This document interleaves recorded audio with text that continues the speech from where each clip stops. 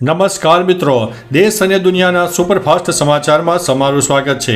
સૌથી મોટા સમાચાર સામે આવી રહ્યા છે કન્નડ અભિનેત્રીને સોનાની દાણચોરીમાં 1 વર્ષની જેલની સજા। કન્નડ અભિનેત્રી રાન્યા રાવને સોનાની દાણચોરીના કેસમાં 1 વર્ષની જેલની સજા ફટકારવામાં આવી છે। Foreign exchange conservation and smuggling prevention act advisory board દ્વારા અપાયેલા આદેશ મુજબ રાન્યા રાવ અને અન્ય 2 આરોપીઓ 1 વર્ષ સુધી જામીન અરજી કરી શકશે નહીં। રાન્યા 3 માર્ચે બેંગ્લોર એરપોર્ટ પરથી 14.8 કિલોના સોના સાથે ઝડપાઈ હતી। તેના સાવકા પિતા એક વરિષ્ઠ IPS અધિકારી પણ રહ્યા છે। મિત્રો, અન્ય મહત્વના સમાચારની વાત કરીએ તો મને કંઈક થઈ જાય તો આસિર મુનીર જવાબદાર છે તે ઇમરાન ખાને જણાવ્યું છે। જેલમાં કેદ પાકિસ્તાનના પૂર્વ PM ઇમરાન ખાને બુધવારે મોટો દાવો કર્યો છે। જો જેલમાં મારી સાથે કંઈ પણ થાય તો તેના માટે પાકિસ્તાની સેના પ્રમુખ આસિર મુનીરને જવાબદાર રહેશે। તેમણે એક્સ ઉપર પોસ્ટ કરીને લખ્યું છે કે તેમના અને તેમની પત્નીના મૂળભૂત અધિકારો છીનવાઈ રહ્યા છે અને આસિમ મુનીરના આદેશ પર કઠોર વ્યવહાર થઈ રહ્યો છે। ઇમરાન ખાને અત્યાર સુધી સામે ન ઝૂકવાની વાત કરી હતી। મિત્રો, અન્ય મહત્વના સમાચારની વાત કરીએ તો દિલ્હીમાં આપ નેતા પર વધુ એક 145 કરોડના કૌભાંડનો આરોપ છે। દિલ્હીમાં ભાજપે પૂર્વ આપ સરકાર પર કોવિડ કાળ દરમિયાન જય ભીમ મુખ્યમંત્રી પ્રતિભા વિકાસ યોજનામાં 145 કરોડના કૌભાંડનો આરોપ લગાવ્યો છે। LGVK સક્સેનાએ ACBને તપાસના આદેશ આપ્યા છે। ભાજપનો દાવો છે કે આ યોજનામાં બજેટ માત્ર 15 કરોડ હતું, પરંતુ 145 કરોડથી વધુના ખોટા બિલ બનાવવામાં આવ્યા। શિક્ષણ મંત્રીએ કોચિંગ સંસ્થાઓ સાથે મળીને કૌભાંડ કરાયાનો આરોપ છે।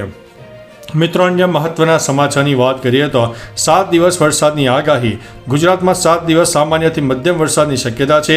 દરમિયાન કેટલાક જિલ્લામાં ગાજવીજ સાથે વરસાદની શક્યતા છે। સાબરકાંઠા, અરવલ્લી, પંચમહાલ, દાહોદ, મહીસાગર, છોટાઉદેપુર, ડાંગમાં વરસાદનું યલો એલર્ટ આપવામાં આવ્યું છે। અમદાવાદ, ગાંધીનગર અને વડોદરામાં પણ વરસાદ થઈ શકે છે। ગુજરાતમાં આ અઠવાડિયા દરમિયાન ભારે વરસાદની આગાહી ખૂબ ઓછી છે। મિત્રો, અન્ય મહત્વના સમાચારની વાત કરીએ તો સોનાના ભાવમાં મોટો ફેરફાર। ચાંદીના ભાવ વધ્યા છે। સોનાના ભાવમાં ફેરફાર થયો છે। સોનાના ભાવમાં 380 રૂપિયાનો વધારો થયો છે। 24 કેરેટ સોનાના ભાવ 99,270 રૂપિયા પ્રતિ 10 ગ્રામ થયો છે, જ્યારે 22 કેરેટ સોનાના ભાવ 90,990 રૂપિયા પ્રતિ ગ્રામ થયો છે। અમદાવાદ શહેરમાં સોનાના ભાવની વાત કરીએ તો 22 કેરેટના 91,040 રૂપિયા અને 24 કેરેટના 99,320 રૂપિયા પ્રતિ 10 ગ્રામ છે। ચાંદી 210 રૂપિયાના વધારા સાથે 1,11,990 રૂપિયા પ્રતિ કિલોએ પહોંચી ગઈ છે। મિત્રો, અન્ય મહત્વના સમાચારની વાત કરીએ તો ઇઝરાયલમાં નેતન્યાહુ સરકાર સંકટમાં। ઇઝરાયલમાં વડાપ્રધાન બેન્જામિન નેતન્યાહુની ગઠબંધન સરકાર મુશ્કેલીમાં મુકાઈ છે। કટ્ટરપંથી યહૂદી પાર્ટી યુનાઇટેડ તોરા જુડાઇઝમ એ સૈન્ય ભરતી બિલમાં મતભેદના કારણે ગઠબંધન છોડ્યું છે।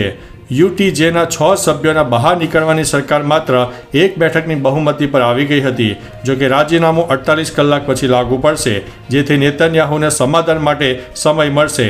આગામી સમયમાં ઇઝરાયેલના રાજકારણમાં મોટા ફેરફારો થવાની શક્યતા છે।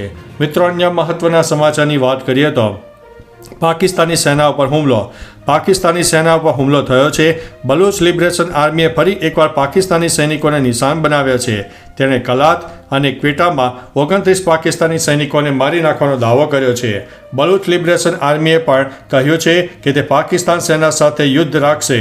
સાથે જણાવ્યું છે કે જ્યાં સુધી બલુચિસ્તાનને આઝાદ નહીં કરાય ત્યાં સુધી પાકિસ્તાનને ભારે કિંમત ચૂકવવી પડશે। મિત્રો, અન્ય મહત્વના સમાચારની વાત કરીએ તો ભારતે ઘાતક આકાશ પ્રાઇમ મિસાઇલનું સફળ પરીક્ષણ કર્યું છે। ભારતીય સેનાએ બુધવારે લદ્દાખમાં 15,000 ફૂટથી વધુની ઊંચાઈએ સ્વદેશી આકાશ પ્રાઇમ એર ડિફેન્સ સિસ્ટમનું સફળતાપૂર્વક પરીક્ષણ કર્યું છે। આ સપાટીથી હવામાં પ્રહાર કરતી મિસાઇલે ઊંચી ગતિએ ઉડતા લક્ષ્ય ઉપર સચોટ નિશાન સાધ્યું છે। આ સિસ્ટમ હવે સેનાના 2 વધુ એકમોમાં સમાવશે। DRDO દ્વારા વિકસિત આ સિસ્ટમ 25થી 30 કિલોમીટર દૂરથી પ્રહાર કરી શકે છે, જે ચીન અને પાકિસ્તાનને સ્પષ્ટ સંદેશ આપે છે। મિત્રો, અન્ય મહત્વના સમાચારની વાત કરીએ તો રાજ્યમાં ઘટ્યો વરસાદનું જોર। છેલ્લા 24 કલાક દરમિયાન રાજ્યમાં સામાન્ય વરસાદ થયો। સમગ્ર રાજ્યમાં માત્ર 13 તાલુકામાં ધીમી ધારે વરસાદ થયો, જેમાં 12 તાલુકાઓમાં અડધા ઇંચ કરતાં પણ ઓછો વરસાદ નોંધાયો છે, જ્યારે સુરેન્દ્રનગર જિલ્લાના વઢવાણ તાલુકામાં 1 ઇંચ કરતાં વધુ વરસાદ નોંધાયો છે। મિત્રો, અન્ય મહત્વના સમાચારની વાત કરીએ તો આકાશ પ્રાઇમ એર ડિફેન્સનું સિસ્ટમનું સફળતાપૂર્વક પરીક્ષણ। લદ્દાખ ભારતીય સેના દ્વારા સ્વદેશી રીતે વિકસિત આકાશ પ્રાઇમ એર ડિફેન્સનું સફળતાપૂર્વક પરીક્ષણ કરવામાં આવ્યું છે. પરીક્ષણ પૂર્વ લદ્દાખમાં 15,000 ફૂટથી વધુ ઊંચાઈએ કરવામાં આવ્યું હતું. સેના, વાયુ સંરક્ષણ અને સંરક્ષણ સંશોધન અને વિકાસ સંગઠનના વરિષ્ઠ અધિકારીઓએ 2 દિવસીય પરીક્ષણમાં ભાગ લીધો હતો. મિત્રો, અન્ય મહત્વના સમાચારની વાત કરીએ તો નાસિકમાં ભયાનક અકસ્માત, 7ના થયા છે મોત. મહારાષ્ટ્રના નાસિકમાં ડિંડોરી રોડ પર કાર અને બાઇક વચ્ચે ભયાનક ટક્કર થતાં 7 લોકોના કરુણ મોત થયા છે, જ્યારે 2 ગંભીર રીતે ઘાયલ થયા છે. મૃતકોમાં 3 મહિલા, 3 પુરુષ અને એક 2 વર્ષનો બાળક સામેલ છે. અહેવાલો અનુસાર અકસ્માત બુધવારે રાત્રે 12 વાગ્યાની આસપાસ સર્જાયો હતો, જેમાં બંને વાહનો નાળામાં ખાબકી ગયા હતા. પોલીસે ઘટના સ્થળે પહોંચીને તપાસ હાથ ધરી છે. મિત્રો, અન્ય મહત્વના સમાચારની વાત કરીએ તો સરકારી સમરસ છાત્રાલયની પ્રથમ મેરિટ યાદી જાહેર. ગાંધીનગર ખાતેથી 161 સરકારી સમરસ છાત્રાલયમાં નવા સત્રમાં પ્રવેશ મેળવનાર કુલ 16,597 વિદ્યાર્થીઓની ઓનલાઈન મેરિટ યાદી પ્રસિદ્ધ કરવામાં આવી હતી. આ મેરિટ યાદીમાં અનુસૂચિત જાતિ કલ્યાણ હેઠળ 80 છાત્રાલયના 2231 કુમાર, 1671 કન્યા મળીને કુલ 3,902 વિદ્યાર્થીઓ તેમજ વિકસિત જાતિ કલ્યાણ હેઠળ 58 છાત્રાલયના 1,855 કુમાર અને 965 કન્યા મળીને કુલ 2,820 વિદ્યાર્થીઓની પસંદગી કરવામાં આવી છે. મિત્રો, અન્ય મહત્વના સમાચારની વાત કરીએ તો ભાવનગરમાં એસએમસી પીએસઆઈનું મોત. ગુજરાત સ્ટેટ મોનિટરિંગ સેલના પીએસઆઈનું ભાવનગરમાં મોત નીપજ્યું છે. સનેસ પોલીસ સ્ટેશન વિસ્તારમાં રેડ કરવાની કાર્યવાહી દરમિયાન પીએસઆઈને છાતીમાં દુખાવો ઉપડતા તેમને સારવાર હેઠળ હોસ્પિટલમાં ખસેડવામાં આવ્યા હતા, જ્યાં સારવાર દરમિયાન તેમનું મોત થયું છે. સૂત્રો પાસેથી મળતી માહિતી અનુસાર છાતીમાં દુખાવો ઉપડતા હાર્ટ એટેક થતાં મોત નીપજ્યું હોવાનું સામે આવ્યું છે. મિત્રો, અન્ય મહત્વના સમાચારની વાત કરીએ તો 36 રસ્તાઓની પેચવર્કની કામગીરી પૂર્ણ. અમદાવાદ જિલ્લામાં માર્ગ અને વિભાગ પંચાયત દ્વારા આજ દિન સુધી દસક્રોઈ, ધોળકા, ધંધુકા, ધોલેરા, વિરંગામ અને માંડલ તાલુકાના 36 રસ્તાઓ પર પેચવર્કની કામગીરી પૂર્ણ કરવામાં આવી છે. આ સાથે એક રસ્તા પર ડામર પેચની કામગીરી ચાલુ છે. આ કામગીરીમાં જેસીબી, ડમ્પર, ટ્રેક્ટરનો ઉપયોગ કરીને મજૂરો દ્વારા સમય મર્યાદામાં કામગીરી પૂર્ણ કરવામાં આવી છે. મિત્રો, અન્ય મહત્વના સમાચારની વાત કરીએ તો રોડ પરની સમસ્યાઓ શોધશે એઆઈ સિસ્ટમ. સુરત શહેરના ચોક્કસ વ્યસ્ત માર્ગો પર કાર્યરત આ એઆઈ સિસ્ટમ રસ્તાની સપાટીની સતત સ્કેનિંગ કરવામાં આવી છે. ખાડા, પાણી ભરાવો, ટ્રાફિક ધસારો વગેરેની હાલત સર્જાય તો આ કેમેરા અને સેન્સર દ્વારા તુરત જ મ્યુનિસિપલ કમાન્ડ એન્ડ કંટ્રોલ સેન્ટરને સૂચના આપે છે, જેથી તંત્ર દ્વારા સ્થળ પર પહોંચીને તાત્કાલિક પગલાં લેવામાં આવી શકે છે.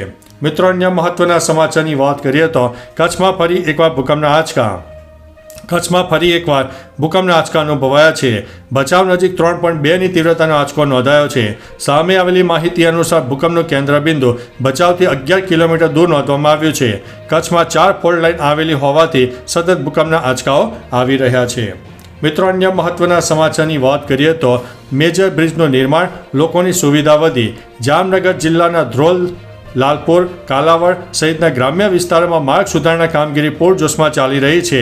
જામનગર જિલ્લામાં આવેલી વેણુ નદી પર મેજર બ્રિજનું નિર્માણ કરવામાં આવી રહ્યું છે. આ પુલનું નિર્માણ થવાના કારણે લોકોની સુવિધામાં વધારો થયો છે. માર્ગ અને મકાન વિભાગ દ્વારા 5,60,00,000 રૂપિયાના ખર્ચે મેજર બ્રિજ અને રસ્તાનું વાઇન્ડનિંગ કરવામાં આવ્યું છે. મિત્રો, અન્ય મહત્વના સમાચારની વાત કરીએ તો મેલેરિયાને કારણે રાજ્યમાં 40ના મોત. ગુજરાતમાં ચોમાસા દરમિયાન મેલેરિયા, ડેન્ગ્યુ અને ચિકનગુનિયા જેવા વાહકજન્ય રોગોના નિર્મૂલનું ઝુંબેશ હાથ ધરવામાં આવી છે. રાજ્યમાં ગત 3 વર્ષમાં 8,956 મેલેરિયાના કેસ, 15,841 ડેન્ગ્યુના કેસ અને 1,345 જેટલા ચિકનગુનિયાના કેસ નોંધાયા છે.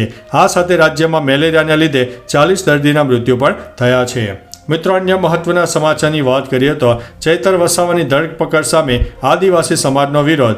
આમ આદમી પાર્ટીના ચૈતર વસાવાની ધરપકડ સામે વ્યારા ડોલવણમાં આદિવાસી સમાજે વિરોધ નોંધાવ્યો છે.